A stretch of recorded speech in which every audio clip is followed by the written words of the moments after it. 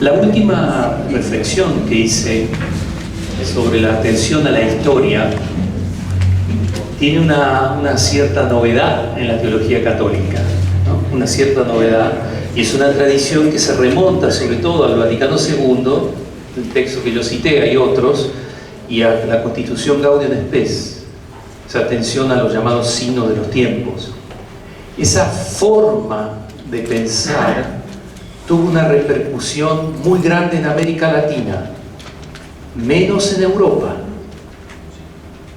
Menos en Europa. Esa forma de hacer teología, de pensar la fe, una teología atenta a los signos de los tiempos.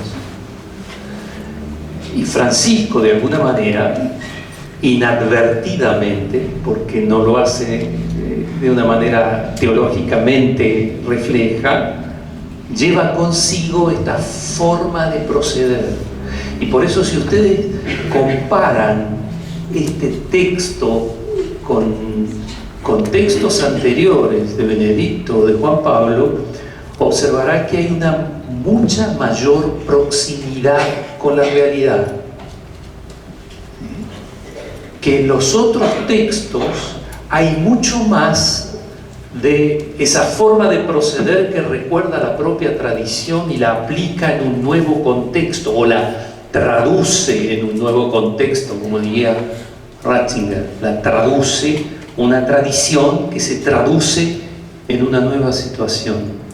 En cambio aquí hay una forma de pensar que introduce mayor peso teológico, no solo sociológico, a las experiencias históricas.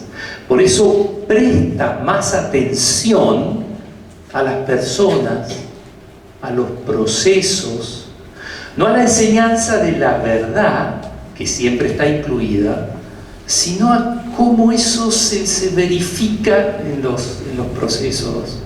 Es muy fácil de ver esa perspectiva en este documento, y por eso es un documento de una lectura hasta cierto punto sencilla, sobre todo en algunos capítulos, ¿no? Bien, me centré allí en la primera parte, en la forma de proceder. Volvamos al tema central, al tema del amor. La palabra, como es que dice allí, la palabra una de las más utilizadas, muchas veces desfiguradas. Fíjense, ¿no? El Evangelio tiene en el centro de su mensaje una de las palabras más utilizadas, porque es tan poco entendida la enseñanza de la Iglesia. Una primera, le voy a proponer, creo que aquí tres argumentos. El primero, si ustedes prestan atención a los textos de Francisco, verán que hay un diagnóstico sobre lo que se estaba haciendo y él quiere corregir, que se podría llamar como recentrar el núcleo del Evangelio, en el núcleo del Evangelio. Fíjense estas expresiones que son de Evangelii Gaudium. Siempre se debe poner especial cuidado en destacar y alentar los valores más altos y centrales del Evangelio, particularmente el primado de la caridad. Vean otros textos parecidos. Miren.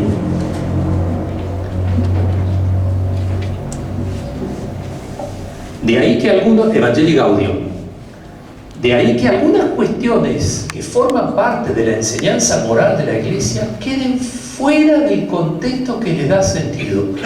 El problema mayor, no el menor, bueno, el problema mayor se produce cuando el mensaje que anunciamos aparece identificado con aspectos secundarios, que por ser importantes no solo no manifiestan el corazón del Evangelio. A menudo aparece la cosa centrada en aspectos secundarios, ¿no? Y entonces queda escondido, eso es lo que estoy diciendo, o las personas que nos escuchan no pueden conectar nuestra forma de razonar y de argumentar, no pueden conectar nuestro discurso con el núcleo esencial del Evangelio que le otorga sentido, hermosura, atracción.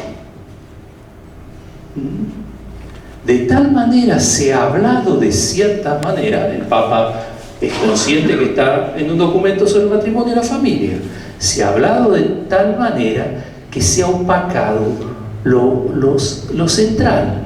Observen este otro texto. Dice, cuando se asume un objetivo pastoral y lo misionero, que llegue a todos sin excepción, el anuncio se concentra en lo esencial.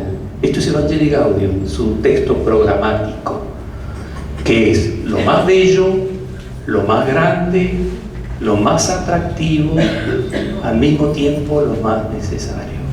El amor mismo, manifestado. Exacto. ¿Qué está diciendo el Papa? Hay que enfocar bien. Frecuentemente no hemos razonado, y por eso fíjense lo que hace el Evangelii Gaudium. Utiliza una expresión que el concilio usó para el diálogo ecuménico.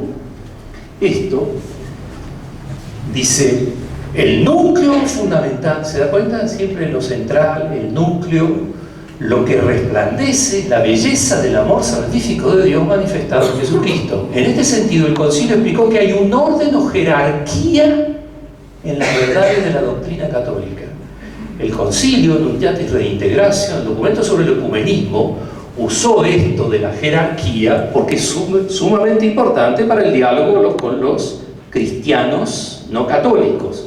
No todas las verdades tienen el mismo peso, la misma fuerza, el mismo vigor en el anuncio del Evangelio. Lo que hace el Papa es aplicar esta idea en la verdad, por ser diversa su conexión con él. Esto vale tanto para los dogmas de la fe como para el conjunto de las enseñanzas de la Iglesia, incluso para la enseñanza. Por eso, una expresión: es importante que haya una adecuada proporción. Observen eso, una adecuada proporción en la periodicidad con la que se habla y en la forma como se hacen determinados acentos. Si no, lo más bello, lo más necesario, lo más atractivo, lo esencial, acaba confundido con lo inesencial. ¿Sí?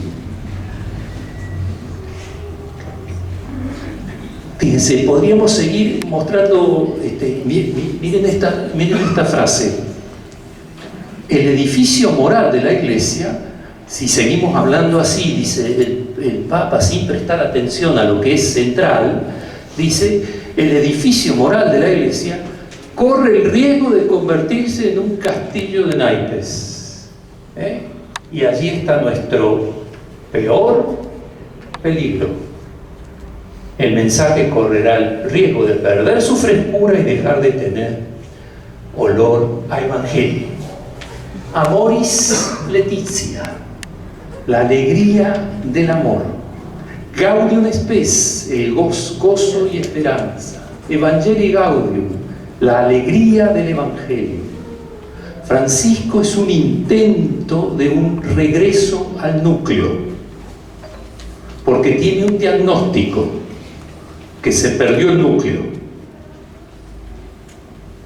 en bioética, en asuntos de matrimonio y familia, y entonces la Iglesia es identificada con un código ético y no con la palabra más utilizada, el amor. ¿Y quién le ocupó el lugar? El hombre material, no lo divino. What a question. Eva. Bien, entonces fíjense, primera idea, recentrar. recentrar la propia cosa, ¿no? Y el texto sobre el tema del amor es claro. Segunda idea, entonces, recentrar en el amor, que es descentrar a las personas. Vayamos al centro, al tema del amor, que pone a las personas en una dinámica de descentramiento. Fíjense, en el capítulo octavo, perdón, el Papa, donde se habla de las dificultades de las distintas situaciones irregulares, cómo que hay que acompañar, integrar, de lo cual vamos a hablar mañana, el Papa dice, fíjense esto, en cualquier circunstancia, ante quienes tengan dificultades para vivir plenamente la ley divina, claro, insertado en ese capítulo uno piensa inmediatamente los que están separados, los que están divorciados, vueltos a casar, los que viven en cualquier relación bautizados sin relación sacramental, etc. Pero, si lo tomamos ante quienes tengan dificultades para vivir plenamente la ley divina, ¿quién no tiene dificultades para vivir plenamente la ley divina? Dice el texto, debe resonar la invitación a recorrer la vía caritatis. Parece como el Papa estuviera razonando de esta manera. Cuando hay situaciones que no se acomodan plenamente a lo que Dios quiere, o que no están correctas, o que no están de acuerdo a la ley divina, invite a las personas a recorrer la vía caritatis, como diciendo, vaya por esta salida. Y resulta que esa es la salida. Dice el texto, la caridad fraterna es la primera ley de los cristianos. No olvidemos las promesas de la Escritura. El amor tapa multitud de pecados. Por eso al final el texto dice, citando a Agustín, así como en peligro de incendio correríamos a buscar agua para apagarlo, del mismo modo, si de nuestra paja surgiera la llama del pecado y por eso nos turbamos, cuando se nos ofrezca la ocasión de una obra llena de misericordia, alegrémonos de ella como si fuera una fuente. ¿Qué está diciendo? Fíjense el texto. En una persona que no vive de acuerdo a la ley divina, aquí tiene una vía. El amor perdona, tapa los pecados.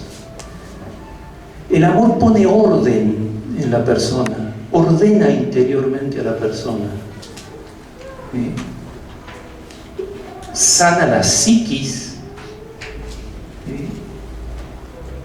porque impulsa a una actitud que responde a la estructura de la persona,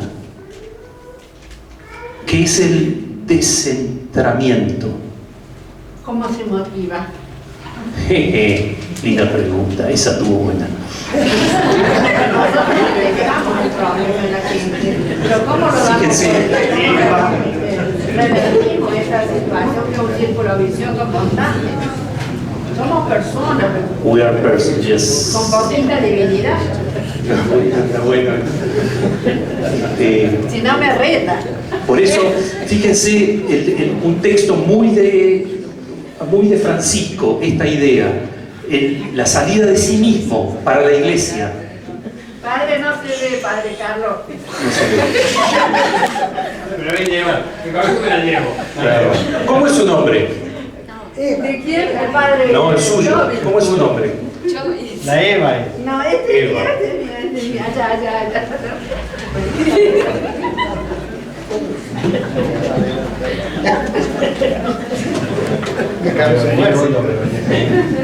es mío, allá.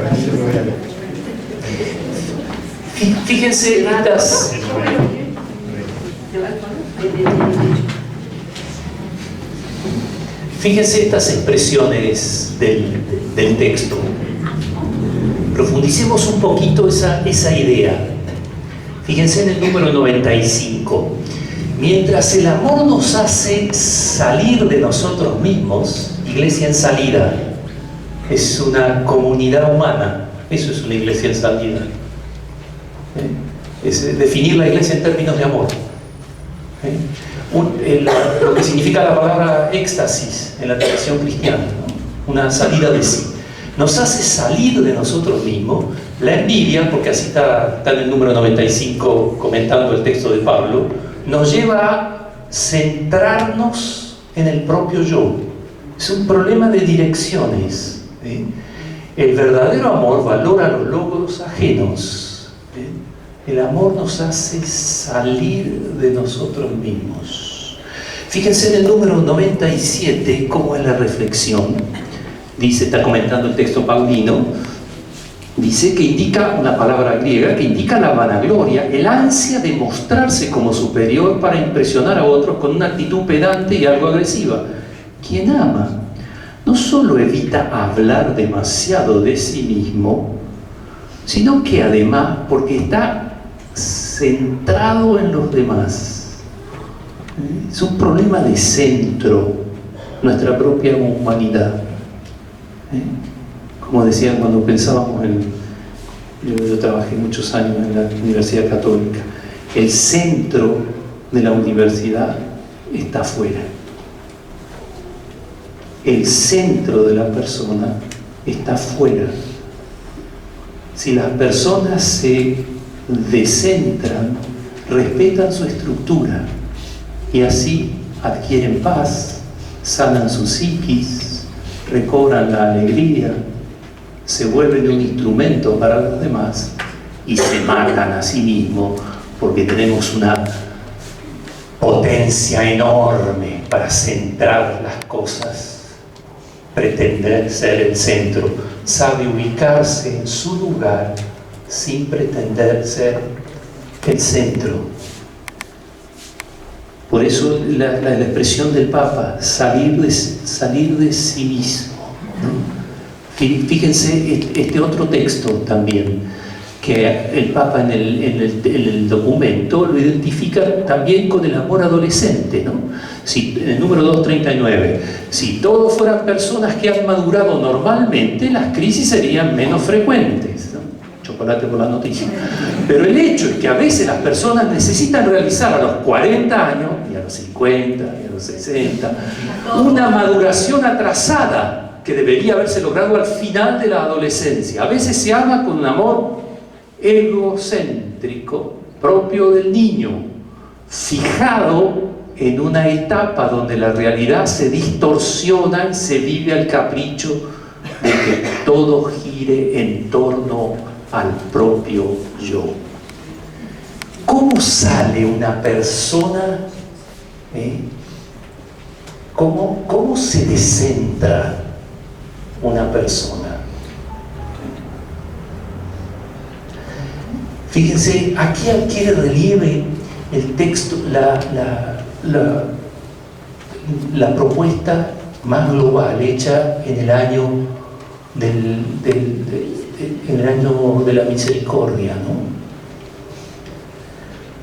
Muchos terminan, número 240, muchos terminan su niñez sin haber sentido jamás que son amados incondicionalmente. Si alguien se ocupó de mí, me habilitó para que yo me ocupe de los otros. Si alguien puso su centro en mí, hoy me permite ser una persona descentrada. Porque tengo espaldas. Tengo un amor incondicional que me respalda. Me siento amado. No debo yo ocuparme de mí mismo, porque alguien se ocupó de mí.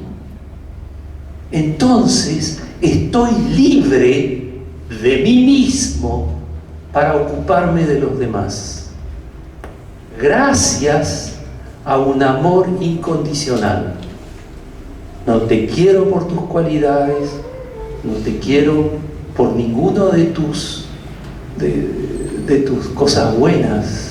Te quiero porque eres mi hijo, porque eres mi amigo, porque eres mi novia, porque te quiero. Te quiero porque te quiero. Por eso no hay nada más sano que experiencias de amor. Solo podemos librarnos de esta concentración en nosotros mismos si hemos sentido un amor incondicional. Piensen ustedes el potencial que tiene la experiencia religiosa para la maduración de las personas. La experiencia de un Dios que ama sin condiciones. Sin condiciones. Por eso es tan importante, también un tema en que está insistiendo Francisco, que lo insiste la fe y la teología, tener que las personas descubran una adecuada imagen de Dios. La experiencia de Dios es una experiencia liberadora, de la mayor de las esclavitudes, yo mismo. Pero solo puede salvarme un amor que no puedo yo fabricarme, sino incondicional de otros. Lo más sano en las vidas son experiencias de amor. Experiencias de amor. Pensemos en todos los procesos, en los procesos educativos. Un amor incondicional, ¿no?, que sana a las personas, ¿no?